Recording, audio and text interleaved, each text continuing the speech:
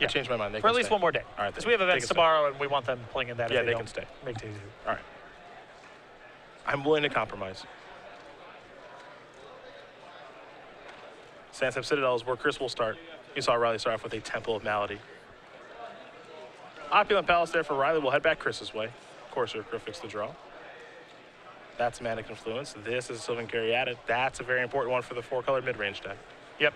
Mana Acceleration because the deck is a little bit on the slow side, and Mana Fixing because not even Mana Confluence and Sandsep Citadel guarantees the deck can cast its spells. Opulent Palace is the draw for Chris. Looks like he'll play a Courser. Take a look at the top card. Sandsep Citadel in the house. Trigger, gain a little bit of life. Courser getting to work. Top card is a Plains. Pass the turn back. Mana will not be an issue for Andersen this game. Most likely. Not necessarily out of the woods, but he should be good. It's a Thoughtseize. Solitaris is off to the side, along with the Siege Rhino, Satyr Wayfinder, Courser, and a Caryatid, along with that Opulent Palace. Solitaris, good in hand, good in the graveyard. Siege Rhino is the card that stands out here, though if Riley has Disdainful Stroke, which there are 2 copies of in his main deck, perhaps he goes in a different direction. I think the rest of Chris's hand is so anemic here that it has to be Siege Rhino, even if he has a copy of Disdainful Stroke. On the Rhino at the bin, another Solitaris on top. Yes, there are 4 copies of Solitaris in the deck. And it's interesting because you want him in different spots. You'd like him in the graveyard, but you also like him in your hand and in play. It's just a card that is very, very good in all zones. Yeah. I mean, Chris is getting to the spot now where he can just start casting these. You saw that get revealed there. You think the immediate instinct is, well, I'll mill this thing over. Maybe not. Maybe he's happy just to start drawing them. And in fact, it looks like he wants to take it as his draw step next turn instead of putting it in the graveyard with the Wayfinder. And you saw him play Courser, play a land, trigger that, gain some life. Play another Caryatid, pass the turn back. Had the opportunity to cast Satyr Wayfinder if he wanted to, elected not to. Curran's going to play a Polluted Delta here. He'll gain a little bit of life. Top card of his deck is a Prognostic Sphinx. And he'll just pass the turn back over to Andersen, who's going to draw a copy of Solitaris. That makes 2 of them in his hand. Top card of the deck is a copy of Manic Influence. He will play that. Trigger, Coursers, gain some life. Top card, Siege Rhino. Not a bad place to be. There is just a ton of raw power in this 4-color deck. Yes. That's what makes this deck scary. The power of the deck is very, very high. And if the mana comes together appropriately, which I think has to be goal number 1 of the deck, is make sure the mana works. If that happens, your cards are through the roof. I mean, this is a completely synergy-free opening from Chris. He's just accelerating into 6/6 Vigilance creatures, and it's going to be tough for Riley to keep up. When we saw Ken Kenner on camera with this deck, he was all doing all this crazy, I'll mill myself over, and Chris is not even bothering with that. Yeah, he has, Kent, when we watched him earlier, he had Sidisi going and Satyr Wayfinder and doing all this neat stuff and turning over cards. One of them will be a copy of Solitaris activated from the graveyard, and that's all well and good, but you can have draws like this as well that are just extremely powerful and put your opponent to the test right away. Even if the souls aren't necessarily all-stars and constructed across the board, they're all pretty powerful once they're in play, you know? Say what you will about them compared to Titans, but when they're in play, they're still totally fine. And I think, this might be a step in the right direction for the Soul Cycle. It makes sense seeing a lot of these in the main deck for this particular weekend and how the metagame is shaped up. Solitaris is a beating in all zones. Yes. You just spent the Hero's Downfall to kill it. Cool, I'll use it later. Right. That's fine. It's great against the Whip of Erebos decks, and it has the ability to just win a game against anyone. I wouldn't be surprised if maybe we start to see more of that card and then other souls as a result. A card like Soul Chandelar, in the right metagame, can take over a game all by itself. Yep. I mean, we've already seen Soul of Innistrad a little bit as a one-of in the Whip of Erebos decks, and that plays a huge role in that matchup as well. Soul of New Phyrexia could also be an insurance policy in certain matchups. Not that you would want 4 copies of that card, but possible that it's warranting sideboard slots. There's the attack. And see, this is the best part about that Solitaris dying, is Chris can make this attack, and there's nothing Riley can do about it. Yep. Because at a moment's notice, as Riley blocks either of one of those creatures, Chris can say, okay, I'll use the Soul of Theros from my graveyard, give my creatures +2/+2, first strike and lifelink and all that jazz, and now you're in a world of trouble. Oh, by the way, here's another Soul of Theros. Now, Disdainful Stroke is all well and good, but the same problem presents itself. They're still good in the graveyard. Yeah. And Chris can also just do other things with his mana if he doesn't feel like using the Soul Theros. It's just an option in his graveyard. It basically makes it so that attacking is free now. Like Riley can't block profitably. Now, Parnassus Sphinx having 5 toughness certainly is nice in this situation. Here comes the Courser. Well, might as well attack because it certainly ain't blocking. Yep, because Chris is also probably not attacking now because the Prognosis Sphinx is too big, even with the Soul Theros trigger. Though, to be fair, Chris does have the ability here, as he'll reveal his top card, his copy of Elvish Mystic, to just say, yeah, attack with both, because Prognosis Sphinx isn't going to kill one of them. Oh, sure, it's still a freebie. Yeah, still pretty good turn.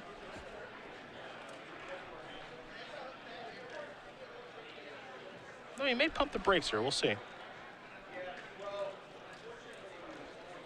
He also gets to do a lot of advancement to his board this coming turn here with Siege Rhino, Courser in hand, another Wayfinder. And there's a lot going on. See Riley take a look at Soul Theros, wants to make sure he knows exactly how this thing works so he doesn't make a bad block. But Chris is able to force through a little bit of damage. And you mentioned he's got a lot to do this turn. Siege Rhino being option A probably. Satyr Wayfinder potentially being option B. Maybe he can do all 3 depending on how things line up. Start by playing Courser, it looks like. Now there's a Rhino.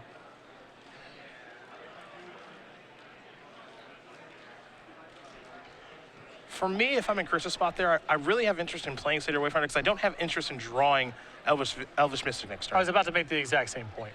I think that Chris is better served there just casting the Wayfinder. So I think you can lead with Wayfinder to influence your decision. If you find a land, you can play Courser. Play Courser, play the land, play Rhino. Unless Chris is just in a position where he's trying to get maximum power in play to set up the Soul Theroses, which I suppose there's an argument for, but I agree in principle. I think Elvish Mystic is far worse than his average draw on this stage. The entire game revolves around Soul Theros. And 6 mana, exile from your graveyard. Creature you control get +2/+2 and gain first strike and lifelink until end of turn. So that text in the graveyard, yes, he can only do it once per turn, given how much mana he has in play, but it just plays such a huge role. And there's only so many times you need to do that sort of thing when you have Siege Rhino and friends in play before, your opponent can't keep up. Here's a Courser there for Curran. He'll just pass the turn back. Andersen will draw a copy of Elvish Mystic. Oh, look, a Soul Theros on top of his deck.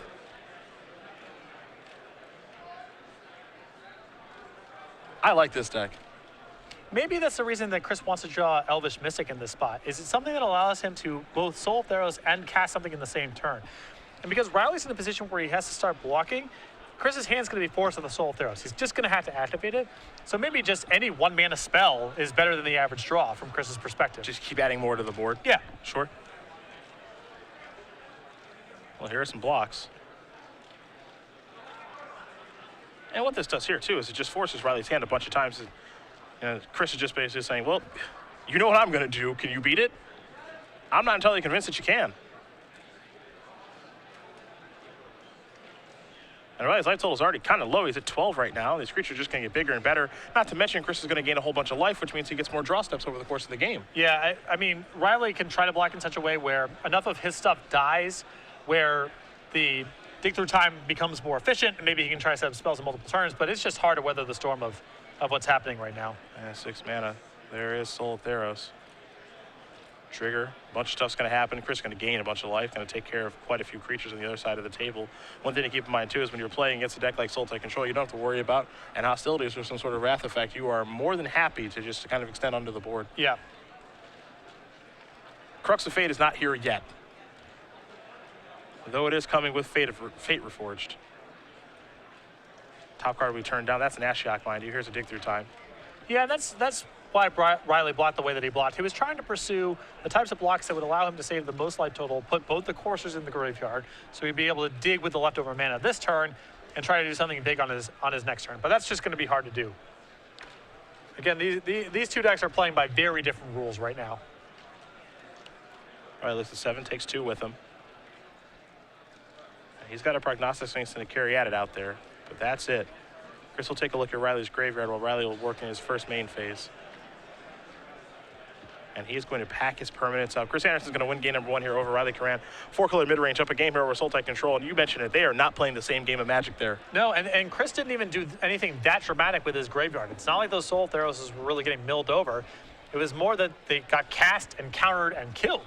And Riley wasn't able to put enough pressure on Chris there to avoid the game getting to a spot where Chris was just able to maximize a lot of power out of his copies of Soul Theros. Sideboard time. We will start with Curran and his Sultai Control deck. 4 copies of Drown in Sorrow, an Unravel of the Aether, 2 copies of Bioblight, a Sultai Charm, a Hornet Queen, a Liliana Vest, 2 copies of Dissolve, a Disdainful Stroke, a Kiora the Crashing Wave, and a Negate. I think just some of the basic anti-control cards are fine here, but even they are not very attractive here given the nature of Chris's deck. Normally, Unravel the Aether would be very powerful against a Graveyard Central strategy with Whip of Erebus. Here, not that many targets in Chris's list. I think the Negate and this Disdainful Stroke they're okay, but again, Chris can operate with a lot of cheap permanents, and putting his expensive stuff in the graveyard isn't necessarily very good for Riley. So I like the Kiora, I like the 2 Dissolves, but past that, there's not a lot of great tools in the sideboard. We're going to take a look at 2 Glare of Heresies, 2 Treasure Cruises, 3 Drown in Sorrows, 2 Disdainful Stroke of Thoughtseize, 2 Negates of Banishing Light, a Suspension Field, and a copy of Pharika, God of Affliction. A lot of stretching of the mana here, obviously, so that means that you have a lot of options that other decks wouldn't have. I mean, for example, you've got Pharika side-by-side with Suspension Field, side-by-side with Treasure Cruise as far as options are concerned. Plenty of good ones available. I really like the Pharika in this matchup because Riley's deck is not very good against Death Touch. He has, or a lot of Death Touch creatures, rather. He has Kiora, he has Prognostic Sphinx, he has Corsair Krufix, Sylvan Caryatid. These are good at blocking, but not really 1/1 Death Touch tokens. So I think that's good to bring in here. The counter spells, the Thoughtseize, and the 2 copies of Treasure Cruise are very good here as well.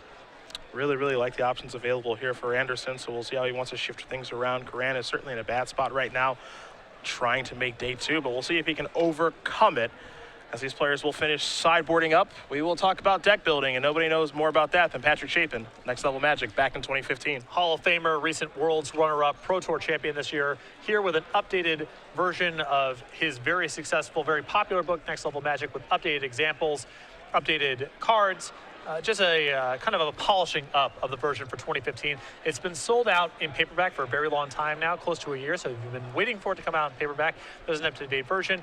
Also available on ebook as well. StarCityGames.com/NLM. You can order your copy today.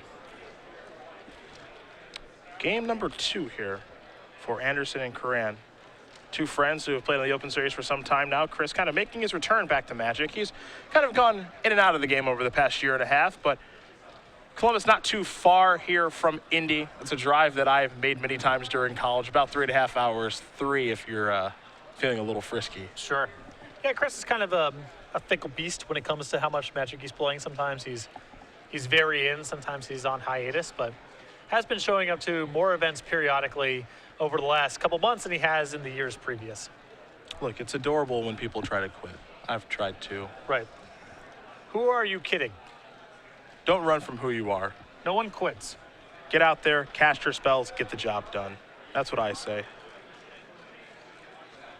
And that's exactly what he's doing right now. You know how many times Osa Lovadovic quit Magic before he won his Pro Tour? I'm afraid to find out. You know how many times he sold his collection to the local store? No. Several. Several times.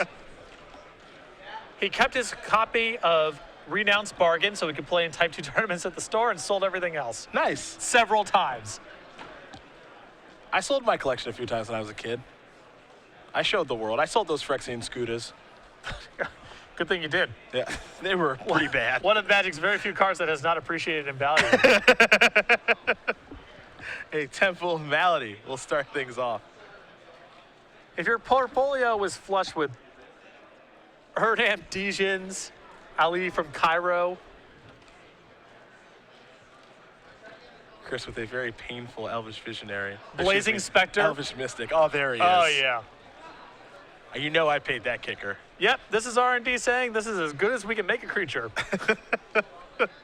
Kicker, pay 3 life. It's a 5/5. All right, terminate it. Come on. Terminate? If you're lucky, more like repulse. Or exclude. I get to cast it again? Really? You're too generous. What a deal. Get to try again.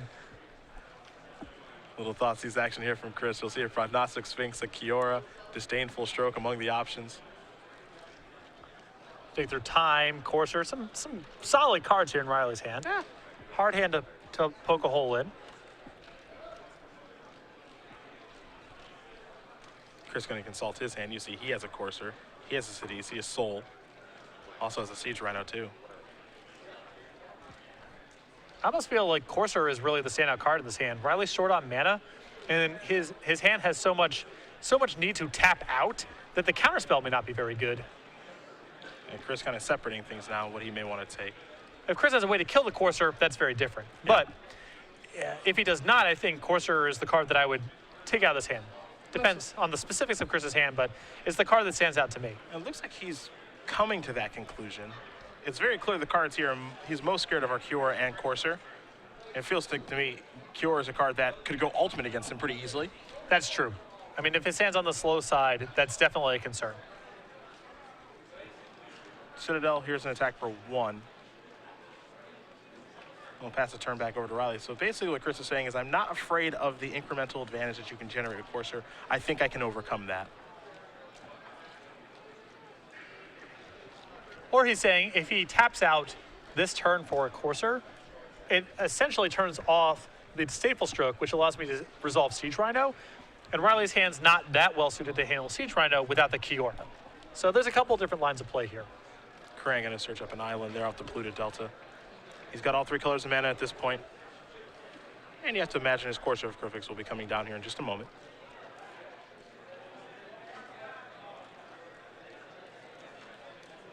And there it is, top card of the deck here in just a second. That is a Disdainful Stroke. We are heading back Andersen's way. Andersen will draw cards, copy of Sylvan Caryatid. There's a Courser. Somebody's looking for a land, did not have an untapped one. So, Sidisi is not a land. All you can do is pass the turn back. Part of the consequence of playing 22 of them. Yep. I mean, part of it is more creatures in the deck are necessary to enable Sidisi and other graveyard cards. So it's there's a lot of different masters that are trying to be served here. Well, Riley missed his land drop. However, Chris found his. And we made Rock out of nowhere. Just another card he gets to play. 3 copies of that. Sure, whatever. I just play whatever I want. Who cares about the mana? Just do whatever you want. Look, if I get to cast my spells, you can't win. That's the approach that this 4-color mid-range deck is taking. And I like this play here by Andersen. Had the ability to cast a card like Sidisi or Siege Rhino, but he knows that Curran does have Disdainful Stroke now. The draw was a Sylvan Caryatid for the turn. There's a Swamp.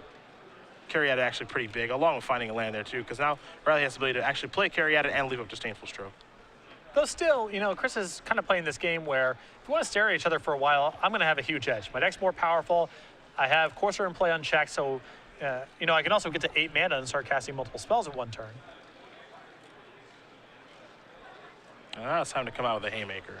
So he's going to cast Sidisi into the graveyard. Just like you should, because that's exactly where it's going. And we will go back Curran's way. And that's just the thing where you just get that part of the game over with. You know it's not resolving, so. Exactly. I think if Chris had hit a land drop that turn, maybe he still holds for a little bit longer to try to set up 2 spells in one turn. But as things stand, you know, your hand's getting bottlenecked here. There's no guarantee you have mana next turn. Just kind of have to do it. Courser comes down for Riley. He'll pass the turn back over to Andersen. Murderous Cut is Chris's draw. Windswept Teeth going to come into play very quickly from the Courser. So a little bit of life gain there for Chris. Solitaros on top of the deck. There's also Solitaros in the hand, along with the Wingmate Rock, a Treasure Cruise, another copy of Sidisi, a Siege Rhino, an Ancestral Recall, Time Walk. Black Lotus. Yep, just whatever you want to cast. Big Furry Monster. A lot of really powerful plays here for Chris. Oddly enough, no Phyrexian Scuda. Didn't quite make the cut. Decided to cut that one. It was too easy to cast. Here's an attempt at Sidisi. A bit of a combo when there's a creature on top of your deck, especially Soul of Theros. So that's going to turn over a couple of cards. Thoughtseize on top of the deck now as well. Zombie token coming in.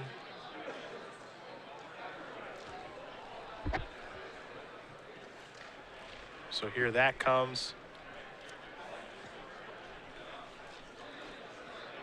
And you can see it's just, Riley kind of has to be the beatdown in the matchup with no sweepers in the deck. And his deck with 3 Prognostic Sphinxes and 4 copies of Courser Crucifix to attack with can't really position himself as a beatdown deck. Definitely not. He is getting overwhelmed. The discrepancy in power level between these 2 decks is very high. and it's hard for Riley to take a different position in the matchup. This is the Thoughtseize. Well, he's got quite a few options to choose from. Wingmate Rocks. Okay. Soul of Theros. Treasure Cruise. Murderous Cut. Siege Rhino. I would roll a die. Yeah. I would thought he's being drawn next turn. Yeah. No big deal.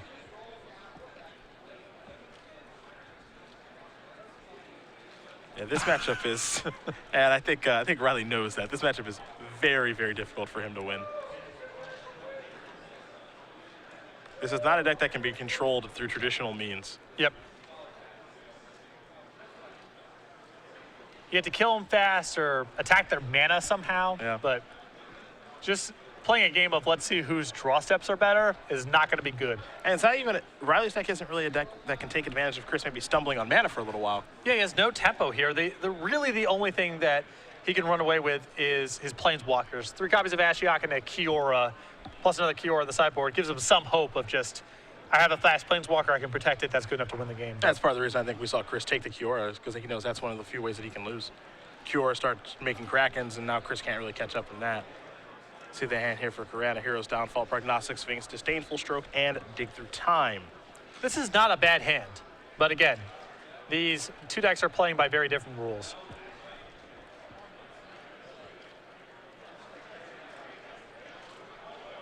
So we'll see what the selection will be here in just a moment.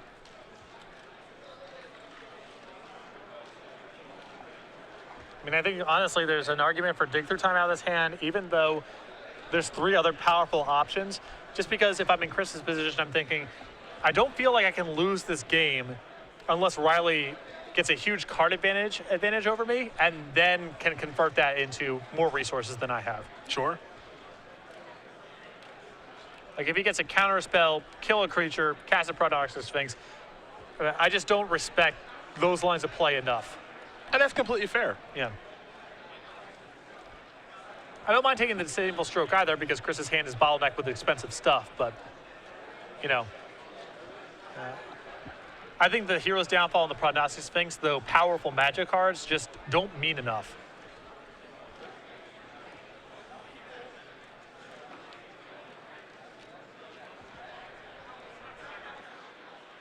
See what else Andersen's up to this turn.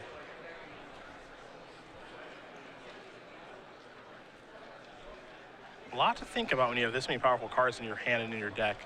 Just how you want to sequence things out. Once again, players from the Legacy and Modern Challengers. Start by sacrificing Windswept. He does not want to draw Seder Wayfinder, so time to get a Forest or Plains out of the deck. Want to make sure you get the right land given the mana base of this deck. He will go with a Forest, so we'll see the top part of his deck in just a moment here from Corsair.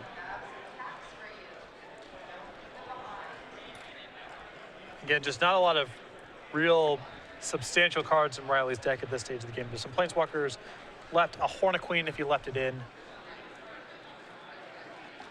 Siege Rhino on top of Andersen's deck. There's a Treasure Cruise, sure. Absolutely.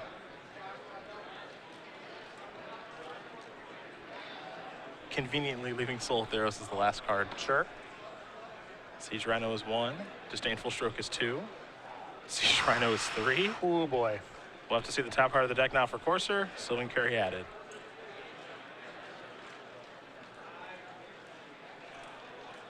Bunch of mana here now.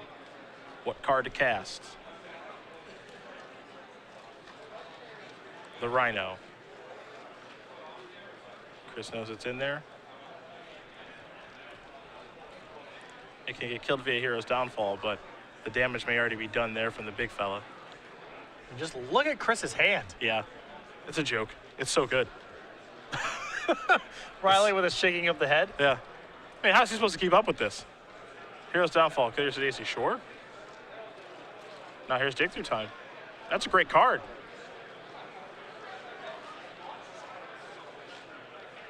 Don't get to see that one just Right. yet.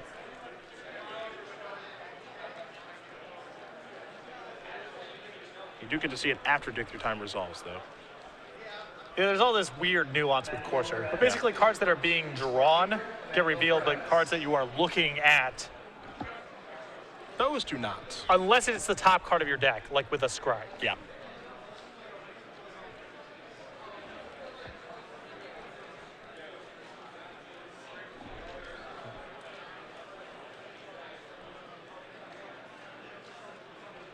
Tough choice here for Riley. Hero's Downfall's not a bad start. But what you take after that is a good question. I think Riley's plan here has to be take the cards that buy him the time to find Planeswalkers. Sure. I just don't see of another route that allows him a chance to win the game. But now with Kiora, that's kind of the starting point. Silence the Believers is well on top of the deck now. That might give him the breathing space to do something significant. Chris does have a disdainful stroke in his hand. How he wants to use it is the big question. There is Kiora, and that can play a big role in things, as Riley will minus it and draw a card. Windswept Heath will come in as the land. Take a look at the top card, Hero's Downfall. So he's working his way towards something.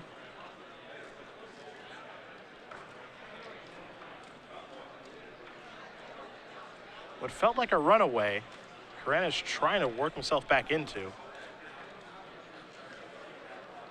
Gonna sacrifice his Windswept Heath.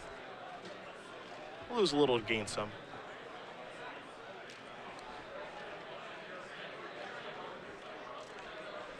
I mean, these are not bad turns that Riley's having right now. For sure. He's mana efficient. He's doing some powerful stuff.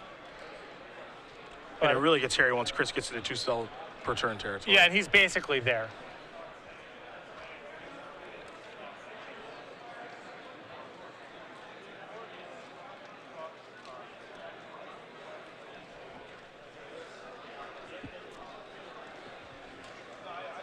Dig through time on top. Something else to work towards.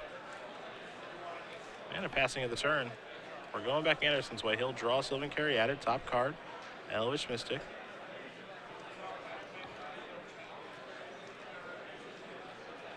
And for me, and we talked about this when Ken played, that's the only real red herring in the deck, is the Mystic. Just a situation where I think Chris would love if that was a land right now. Yeah, there's the tension with that and Sidisi. Yeah. You know, you want a certain critical mass of creatures. And also, when Soul of Theros is in your deck, you just want to have the board clogged up with just random creatures. But I agree there. It does seem attractive to try to add more lands to the deck. But the power level of this deck, of course, just through the roof. But what's also really compelling about this is just, I mean, we're into, what, our 3rd month of the standard format now? 3.5 months in? And you're still able to build something like this? And this format is certainly not solved, and we have a new set coming. Yeah. Yeah, people are still... I feel like Kiora has been all but absent from the metagame until very recently, where it's showing up all over the place. See what Andersen wants to deploy here. It'd be pretty easy just to say, I'll play a Rhino, leave up Disdainful Stroke, pass the turn back, and looks like that's the route he's going to go. Well, he knows he's playing against Silence the Believers and Dig Through Time. So I think leaving up the Disdainful Stroke, if he can help, it's really good for him. So he wants to tap his mana to cast this. He will go about doing it that way. He'll pay a little now to gain some life. Curran will get drained a little bit. But I think he's got to hold a Disdainful Stroke for a little while here. Top card here, Aether Spouse. Interesting. Well, it's better to know that's there. How about that? Yeah. Gonna tick up the old Kiora here. Because running face first in the spouts is, boy, is it ugly. And the Rhino got locked down by Kiora. Of course, we're on top of Chris's deck here.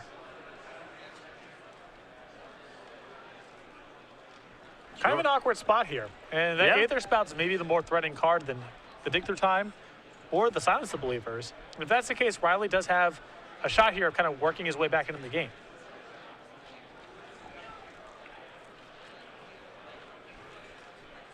And yeah, Chris just in the market for more mana.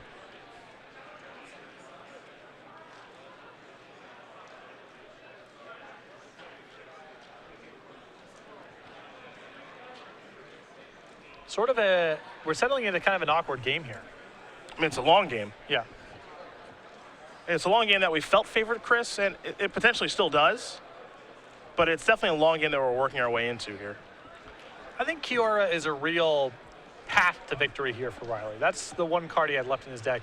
If he brought in the one copy of Liliana Vess, it could be much the same thing. It's a route to an ultimate which might be powerful enough to win the game. The only thing to keep in mind here, with dig through time, you don't reveal the cards, so Chris won't know if Riley took Aether Spouts or not.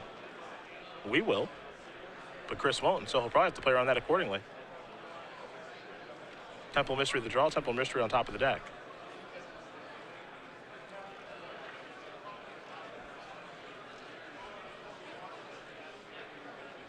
Temple will come in. Of course, we'll gain some life, trigger the scry, take a look, dig through time. Tough to pass that one up.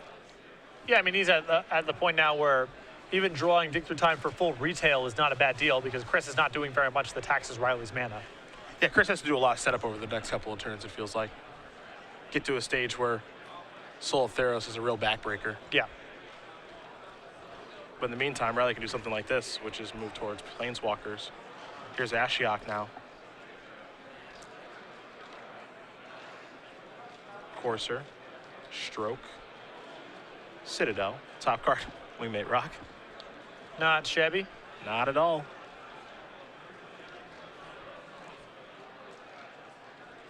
Treasure Cruise next. It's crazy to say that Chris is choked on mana at this stage of the game, but he very much is.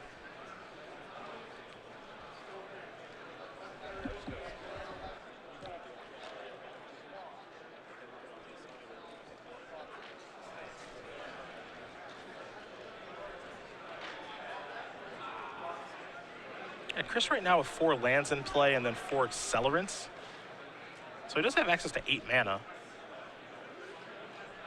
He also wants to leave up Disdainful Stroke. Yeah, so that means he, in theory, only has access to 6 mana.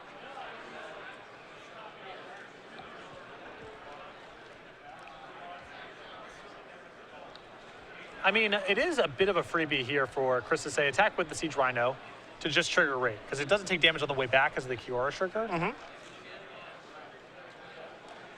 Oh, looks like he may have found that.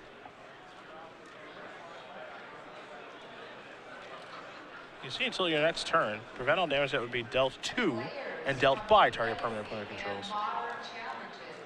So in a roundabout way, he can't actually activate Raid, Yeah. which I generally kind of like.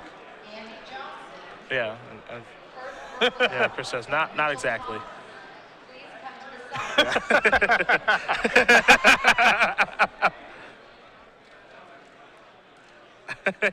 Chris is gonna help him with his card. Such a nice guy. And now here is a Wingmate Rock. I think after that hesitation, Chris is double checking to see if it explicitly calls out players or planeswalkers or something, somehow accepted, but Now that Rhino doesn't get to do anything except trigger the raid on Wingmate Rock so Chris can go to the skies. So now he's got 2 3/4 flyers with the stroke still available. So yeah, that's the new plan. We'll see. He's got to overcome some planeswalkers now, and he wants to get those planeswalkers off the table. and I think now Riley has a plan here where he can try to just leave up Aether Spouts plus Dissolve, which is going to make it really hard for Chris to touch his planeswalkers. Yeah. And go ultimate with Kiora and or Ashiok. It's not a bad plan.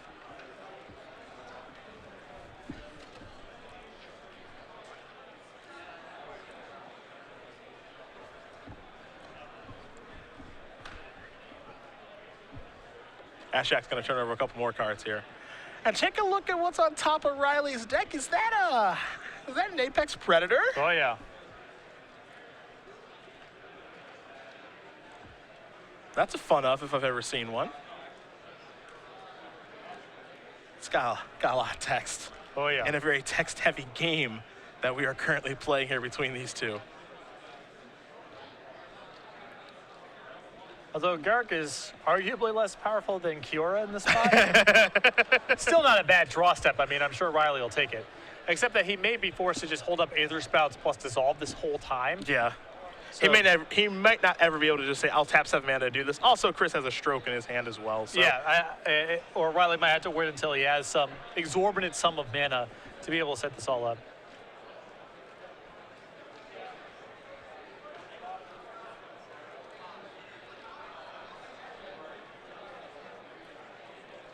Yeah, this is just such a complicated board state for both players.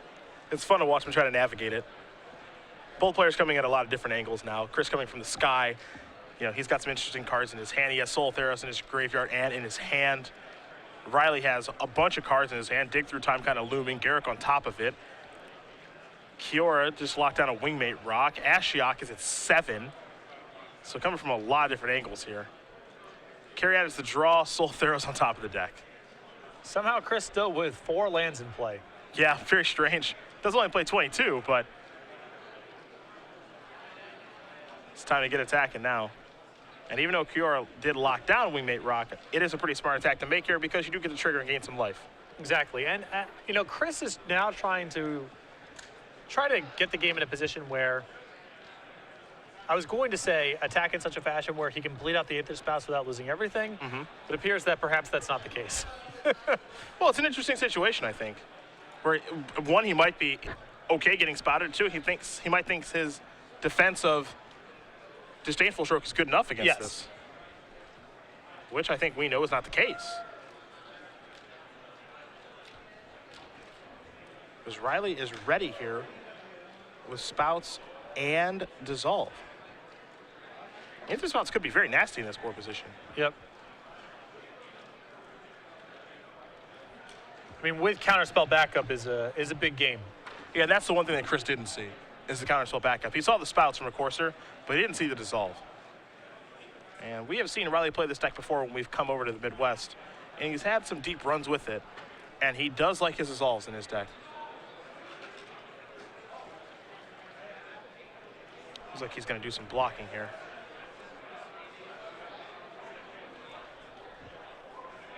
Perhaps the best place to start is just by casting Aether Spouts first before blocking. Make sure you win the war. Well, is Riley without quadruple blue? That might be the case. Oh no. Oh wow. I just assumed he must have had quadruple So blue. many lands in Yeah, play. he does not. A lot of swamps and a lot of forests. So he might have to do something like silence the Believers this turn to keep his Planeswalker alive. There's a soul. Well, things got a little awkward here now, didn't it? And there is Silence the Believers. It'll be Strived. Is it Striven? Strove? I'm not super sure. Twitter, that's what you're there for. Yeah, this is pretty rough for Riley that he did not have access to quadruple blue. I know for sure it's Stroke. This is the Disdainful variety. That'll take care of Silence the Believers, and Curran's inability to have double blue on this particular turn, quadruple blue total, which he will have next turn, it looks like. Well, he's going to have to lose the Sylvan Caryatid, so that doesn't even look to be the case. So Soul Theros, along with a bunch of creatures, will gain a boatload of life and get some work done on this board. And now Riley is without copies of Kiora left in his deck. He's only got 2 that he can side into, so. And one thing we can't forget as well is you're not going to find a Wrath effect here. Yep. That's not going to happen in Sultai. I know he's got Garrick Apex Predator, but you're not going to find any Garrick's Wake or any of that stuff. Thoughtseize the top card of the deck, Garrick the draw. Aether Spouts is supposed to be his proxy for that, but at this point, Chris has gotten ahead enough on the board where he doesn't have to attack directly into the jaws of Aether Spouts. He can kind of send in half of his squad or Riley going to turn over some cards here. some percentage of his squad. Good enough to apply pressure without Aether Spouts really mattering all that much. Actually, I turned over a Soul Theros among other things, but Chris just has another Soul Theros on top of his deck. So life is good here for the 4-color mid-range player.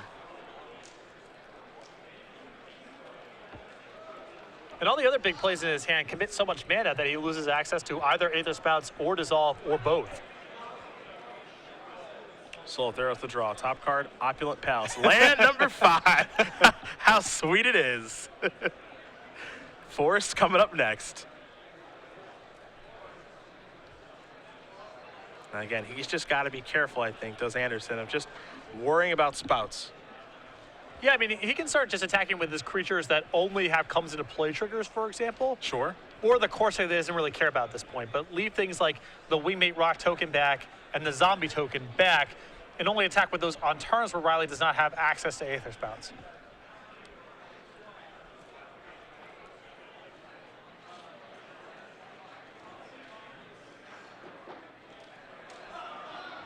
Some attacking is going to take place. We'll see with how much. Looks like he's comfortable enough to shove in here. Gonna leave the zombie back on defense, but there is also a courser on the other side of the table, so it does make sense. Also, Chris probably feels like this is good enough of attack to warrant the use of Aether Spouts, and there's no reason to throw the zombie in there for no reason. Sure. I think Curran wants to see exactly how this is going to work with Aether Spouts, because Wingmate Rock, when it attacks, the trigger is on the stack. And then he says, okay, if I spouts with the trigger in the stack, when Wingmate Rock resolves, it says you gain 1 life for each attacking creature. Well, there won't be any attacking creatures there. So Aether Spouts should effectively counter that line of text. Yeah. I mean, that's what Riley's asking right now to the table spotter. So there is Aether Spouts, the card we've been talking about for some time now. For each attacking creature, its owner puts it on the top or bottom of his or her library, their choice. It'll take care of tokens no matter what. But now Chris gets to decide, okay, am I happy drawing some of these actual cards, or I can just put them to the bottom and draw the forest? And I question whether or not Chris really needed to send in the Wingmate Rock token here. It feels like attacking with Siege Rhino, Courser, and Wingmate Rock is probably good enough to get the Aether Spouts out of hand. And if it doesn't, then that's fine. You deal a bunch of damage that turn. Perhaps it was a touch aggressive. I mean, it's close, but I feel like he's probably doing enough without sending in the token.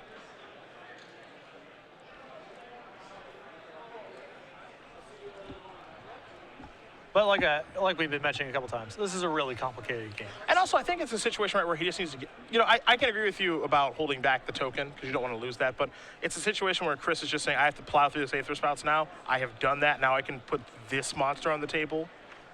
Oh, overall, I like the philosophy of trying to make a big attack that turn. I'm in agreement. Okay. I just think his attack was probably big enough without the Wingmate Rod token. Sure.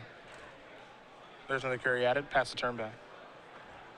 Curran on tap. Thoughtseize is the draw. Top card is the Thoughtseize. Ashiok ticking up. So Chris put all those cards on top, and now Riley gets to get them. So big smile on his face. Perhaps Chris may have missed that interaction. More options there for Curran. It's funny, these two players just know each other very, very well. They worked on Elves together for almost a year. They've been playing the same PTQs for a long time. Now this copy of Ashiok's quite threatening. Yes. Thoughtseize among the 7 cards here that Curran's going to take a look at. Prognostic Sphinx, another copy of Aether Spouts. Okay. I mean, the second Aether Spouts here is huge. As you mentioned, these guys are friends, but Chris may not be intimately familiar with Riley's list. And someone might play around the first Aether Spouts, but they're not going to play around the second copy that often. That doesn't happen. The real thing is what's ticking down in the middle here. We're about to be under 7 minutes. Yeah. Andersen up a game. Riley's got to be able to win this game just to get to a draw. Yeah. And at 7 minutes and clicking here with not that much pressure in play or in deck, and an opponent at 42 life, it's going to be tough. I don't think we're going to have time for a third one. Or at least I'd be very surprised if we did. No, I'm not getting that vibe from either of these decks. There's the grip for Andersen. Siege Rhino, Soul Theros, and a Murderous Cut.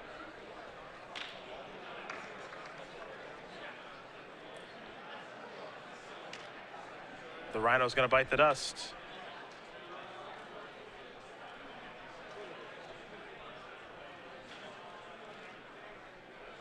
And back to Andersen, we're going to go. So Andersen will draw a card. Top card will not be revealed. No Courser in play anymore. He'll draw a forest that he knew was there. So that's going to come into play. I think Soul Theros is probably clear for takeoff here. Seems like a safe enough attack. The Those question, Elvis Mystics too, perhaps. The question just is if this is the spot where Chris wants to use the Murderous Cut he's been sitting on for a while. Sure.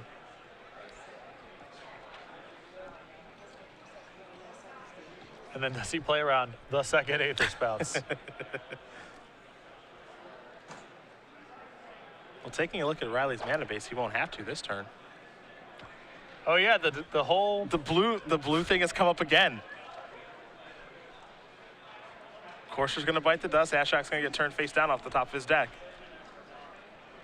Yeah, it's easy to get in this mentality once we've hit the point where players have 8 lands in play and they've cast Dig Through Time 4 times. where Colored Manta is something that isn't on our radar anymore. But for Riley, it's been strangely relevant this game over some pretty late turns. Not only is it our assumption that he can cast these spells, it might be Rye's assumption that he can say, I can cast Aether Spouts this turn. Potentially. Christian, I forgot how he wants to attack. I'd want to get that Ashiok off the board if I could. Yeah, but he has enough mana left over here to activate his Soul Theros, so he can split this up however he wants to, play around, let's say, one piece of removal, and try to deal a lot of damage to Riley all in the same turn. Yeah. So the division on this attack is fairly complicated.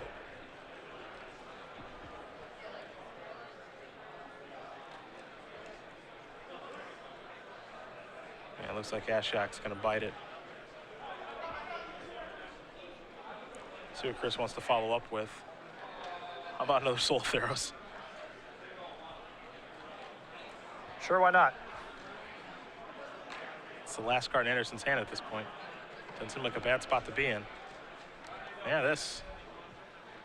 He'll take a little bit of damage to cast it. Looks like it's in. And back to Curran we're going to go. He'll untap Will Riley. He's got blue mana now. Ashiok to draw. You see Hornet Queen in Riley's hand, but that's not even really castable. Yeah, not on this board. Soul Theros is the trump. Wingmate Rock, Satyr Wayfinder, Sansep Citadel. And we'll go back to Andersen. Now, the big question.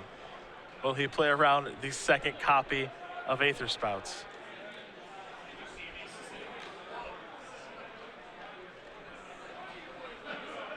I mean, this is absolutely an opportunity for Riley to get back in the game here. Chris is a little sloppy with the attacks.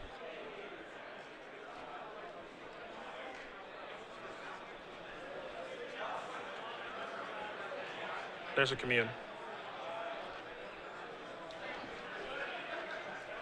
Let's take a look.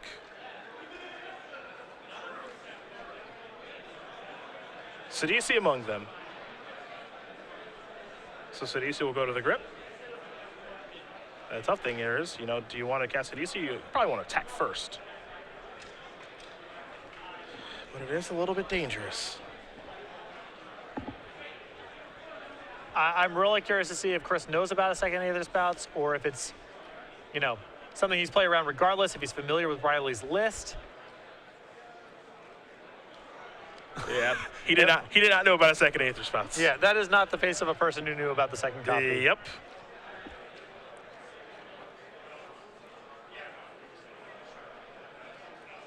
Those are going to go to the bottom. That's going to go away for good. You can see the frustration. Yep. There's Sidisi. Turn over a couple of cards. He's going to get a zombie. He'll pass the turn back. Again, still not terrible shape here for Chris, but, you know, losing the Elvish Mystics now with the Soul Theros is in his graveyard, that's a real cost. Yeah. And Soul Theros no longer being in play. I mean, you have one less 6/6 Vigilance in play. Yes. And what's really tough here for Riley is that this is a game that I think with enough time he would be able to turn around, because now he's got a Hornet Queen in play. He's got an Ashiok out there. Chris has just lost his board to Aether Spouts. 3 cards are being turned over. But I'm not convinced he's got enough time to get it done now. Especially with Andersen here at 41. Yeah, he's gained so much life, and He's going to gain more. Riley still needs to be playing defense too.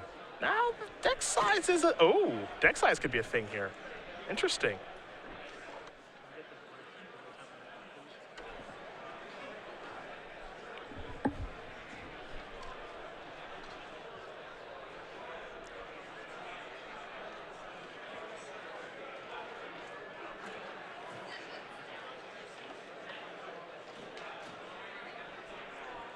But now this is big time trouble. I mean, Riley's got this thing completely flipped around. And it's that second Aether Spouts that did it all. Yeah. So right now, because these players moved to the future match area, got about 6 minutes and 30 seconds left on the clock. Might be enough, maybe, for Riley to come back here. And wow, well, this is very surprising. I suppose. I think Chris knows he's dead. Yeah, that he's gonna get milled out too quickly, because at that point with Chris at 41, that's not his actual life total. His life total is how many cards he has left in his deck. Yeah, you can see Chris a little frustrated. I mean, there was a lot of different opportunities for him to play different ways that game. Probably could have been a little bit more concerned about the potential for a second copy of Aether Spouts there. And, you know, it's one of those games where if you're in Chris's seat, it looks like you just can't lose the whole way. You have so much power in your hand. You have disdainful strokes. You have, I mean, a lot going on. He felt ahead the whole way. It's one of those games where you feel like you're sort of just playing out the stretch. You know, you have it locked up. And Riley just had the right mixture of weird cards there that was able to get him out of that spot and then flip the game around very quickly. And you see these players shuffle up very quickly for game number 3 because they know they've only got about 5 minutes left to play. Andersen's going to keep his and as will Curran. But from a game that looked like it was very much in Andersen's hands, all of a sudden we're playing a third game. We've got about 5 minutes to finish it in. So a huge change in things. And it only took about 30 seconds. Yeah. And you can see just sort of like the looseness that Chris had and, you know, how much amusement he had when he finally found the land off of course. Or he had very loose body language at the table. I think if you asked him in that moment, what do you think your odds of winning the game are, he would have said some very high number. Yeah. Seder Wayfinder. Couple of cards, Soul Theros among them. He'll get to take a Mana Confluence with him. Murderous Cut, Sylvan Garret also turned over. We'll go back Curran's way. Curran with a Disdainful Stroke available. Not going to need it this turn, but probably on the next one. Temple of Malady puts the top card to the bottom. We'll head back to Andersen. Opulent Palace the draw. An attack for 1 is simple. Opulent Palace will come in. We'll go back to Curran. It's 19-0.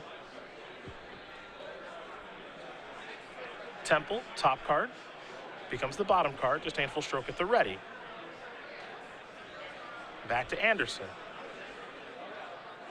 Elvish Mystic the draw. Here's an attack for 1. Mana Confluence, Mystic, pass. 2 copies of Wingmate Rock in hand along with the Soul Theros. There's a land, passing of the turn. Andersen will draw. Disdainful Stroke. And Chris's hand's just pretty low in power right now. I mean, having the Soul Theros in the graveyard is very nice, but, you know, he's not putting on a ton of pressure, and this is the type of hand that's very susceptible to Disdainful Stroke. Yep, and that's going to take care of the Wingmate Rock.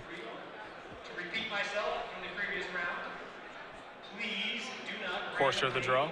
otherwise inappropriately determine the outcome of a match. See if Riley wants to deploy a Courser here or not. Please do not roll a die, flip a coin, play another format.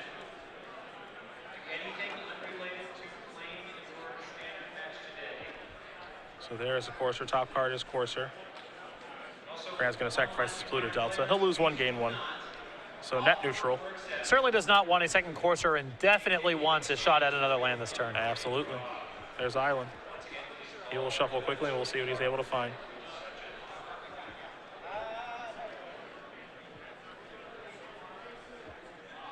Three minutes to go. Top card, Thoughtseize. Swamp. That'll be the land for the turn. Representing Disdainful Stroke yet again. We'll go back to Andersen. Andersen will draw. Sidici's not bad. Does give him the ability to cast that spell and leave up Disdainful Stroke. I also don't think that he just wants to run one of his creatures into a Courser to try to trigger raid on a card that might get countered anyway. Yeah. Andersen will have to take 1 to cast it. See if it resolves. It will. There's a creature in Seder Wayfinder and Sidisi, so zombie token going to come in. Pass the turn back. 2 minutes to go. Dig through time on top. Curran's deck. Thoughtseize was the draw.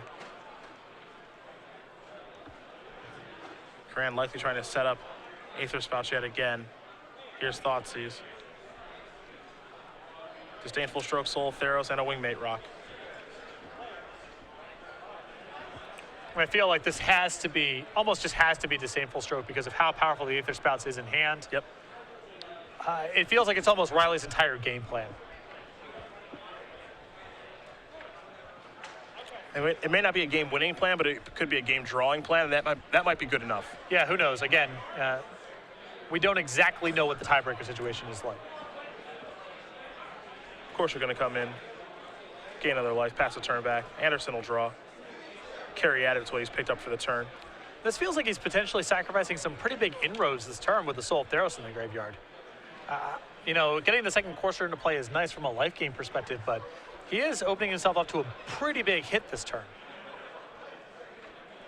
Turn over a couple of cards here. Will Andersen, so another zombie's going to come in from Sidisi. You mentioned it. It is a pretty big deal.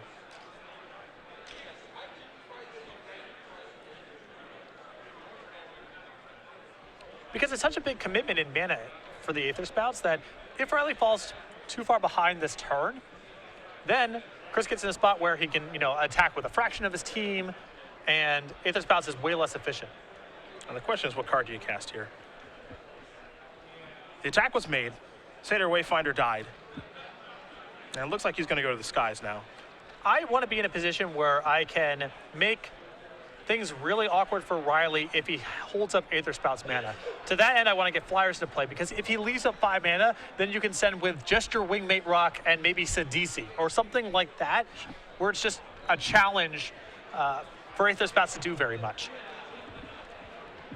Of course, you're going to gain a little bit of life there off the Pluto Delta. Dig Through Time was the draw. Dissolve is on top of the deck. And of course, Aether Spouts is in hand. Now, we know that Andersen does not just yet. And if Andersen's able to draw some sort of counter spell, it's probably doing okay.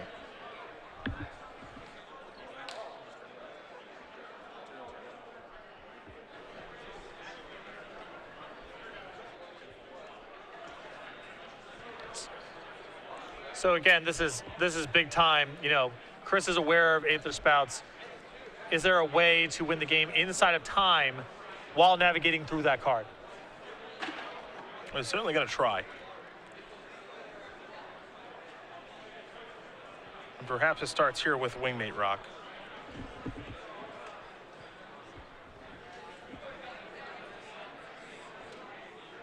So here they come. Looks like a zombie token too. But the big trick is, what kind of attack do you make that can cause Riley to Aether Spouts here, so that you can try to kill him over the next couple of turns, because you don't have a ton left. So there is Spouts. Wingmate Rock's going to go back on top. I like playing Soul Theros here. Yep. And just pass the turn back.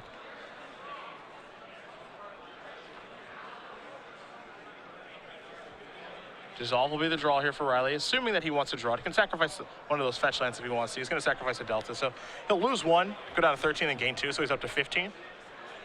And he'll get to control his draw step a little bit here. And it is turn 1 of extra turns now, so Curran will have turns 1, 3, and 5. Andersen will have 2 and 4 to try to get the job done here. So, I don't think it's a game that Riley could win. I was about to say the same thing. The ship has certainly sailed on Riley winning inside of time. He has to go ultimate with a Planeswalker beat down with Prognostic Sphinx. That's impossible at this stage. Yeah. But he may be able to defend himself. He's only got to get through Chris's turn 2 and turn 4. That's the big plan now, it seems.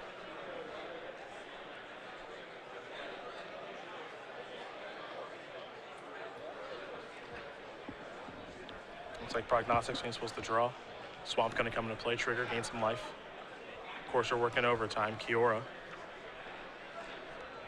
Not important from an ultimate perspective this game, but definitely another piece of defense. Yeah. Ashiok.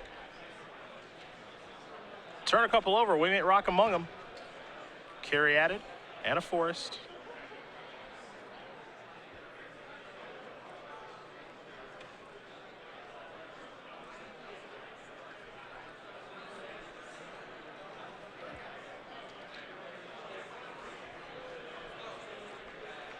And now the question is, is there much to be gained from deploying this Prognostic Sphinx? I suppose Riley believes the answer is yes.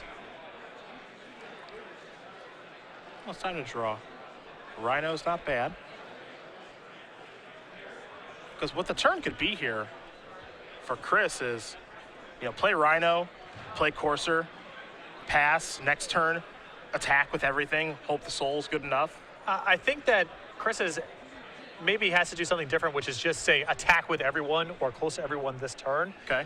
Get in a bunch of damage and hope that combat plus the Siege Runner trigger is enough for lethal. Sure. Here's one. He's got to try something. Yeah. I think because Riley has access to 3 chump blockers, I think your line of play, Riley's going to be pretty likely to be able to block out of it. On top of that, this is a turn where Aether Spout's shields are down, and you don't know if you get another shot at that. That's true. So I feel like you have to make a big push inside of combat this turn, hope to do enough damage where next turn, Siege Rhino or another attack can finish off the game.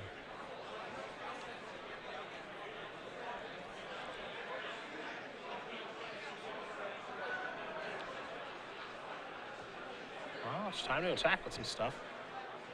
The question is what? Looks like Zombie Token, Sidisi, along with Soul of Theros want to come to play. Potentially Elvish Mystic as well.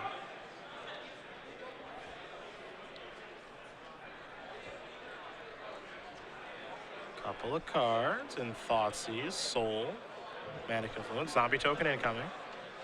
So there that is. And there are some blocks. Some damage looks like it's going to come through. Now, will there be a Soul activation? That's the question. So a Soul activation is plus 4 points of damage through the unblocks, which does not put Riley into Siege Rhino range. So I think it makes sense now to post-combat deploy this, hope that Aether Spouts isn't there, and you can just attack for a bunch of damage next turn. Yeah, and hope it's good enough.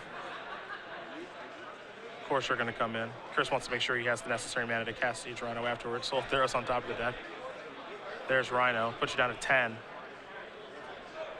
And just maybe, he's got a lot of creatures out there. Turn 3.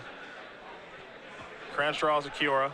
Top card, Carrick, Apex Predator.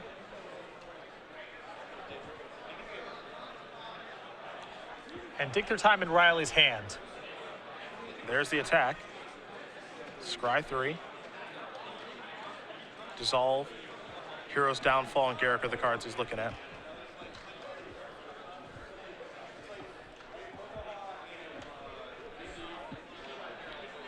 And I really like putting all of them on the bottom right now because I think Riley just needs to give himself the most looks at Aether Spouts. Yeah.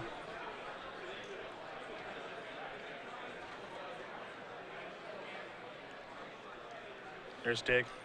Although, again, he is missing quadruple blue. He actually needs to find blue source of mana And Spouts. and Aether Spouts.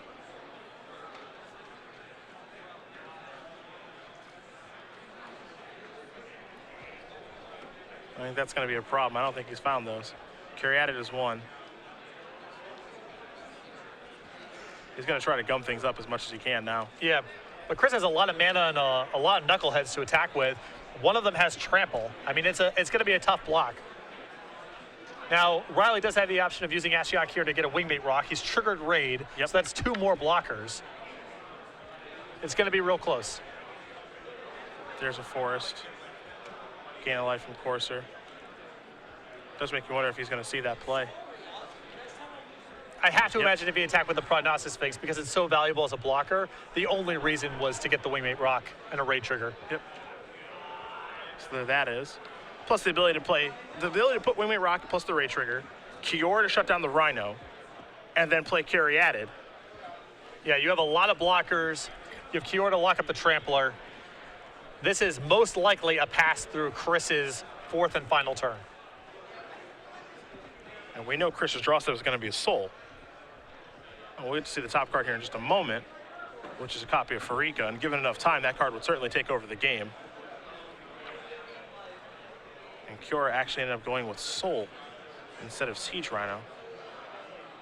2, 3 cards turned over. Zombie Token as Farika is a creature. Last call to sign up tonight for any of events tomorrow. If you'd like to sign up for any of our events tomorrow, now is the last time to do that for tomorrow. And this is just a tough way to go out if you're Chris. You know, game 2 got away from you, and it feels like game 3 with a little bit more time, he's got a pretty big advantage. 3 or 4 more minutes. Yeah.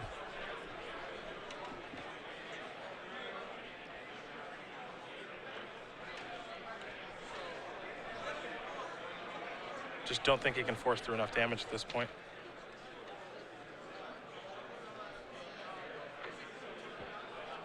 And you see 6 damage to come through. If he elects to activate the Soul, he can push through plenty.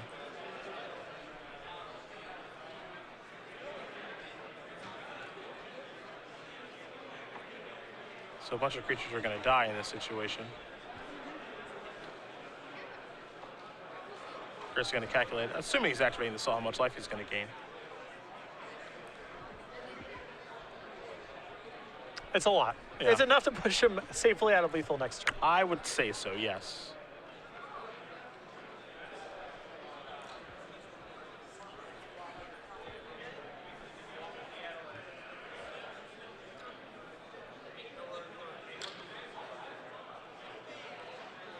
And there's the mana for the soul activation.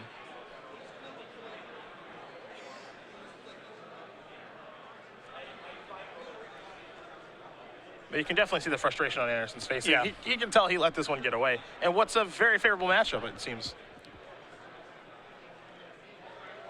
And again, given enough time, I think he would win this one. So it's tough to say. Coming into this round, Andersen was in 59th place. Curran was in, I think, it was 78th, something low down the totem pole. Here's a dig through time. So this might be a situation where Riley will maybe potentially concede because they are good friends. You know, it's going to end in a draw. It's turn 5. Yeah. So Chris is at 36. There's no way of working his way through all of this.